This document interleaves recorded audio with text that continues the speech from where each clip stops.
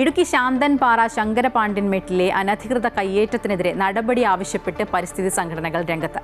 ചെങ്കുത്തായ കുന്നിടിച്ച് നടത്തുന്ന നിർമ്മാണത്തിന് പിന്നിൽ ഉദ്യോഗസ്ഥരുടെ ഒത്താശയുണ്ടെന്നാണ് പ്രധാന ആരോപണം.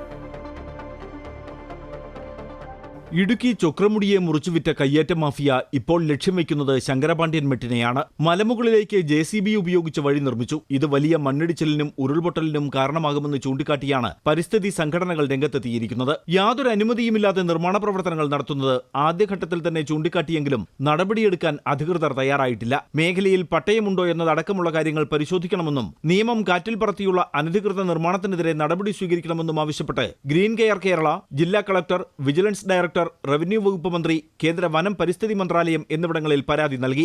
പ്രത്യക്ഷത്തിൽ ഇത് കുമായ മണ്ണും മട്ടിക്കല്ലും ചേർന്ന ദുർബല പ്രദേശമാണ്.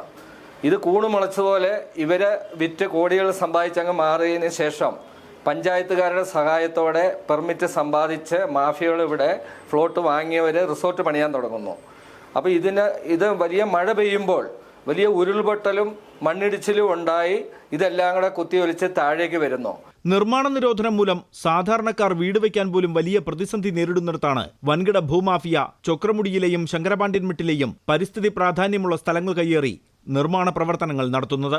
അമൃത ന്യൂസ്, ഇടുക്കി.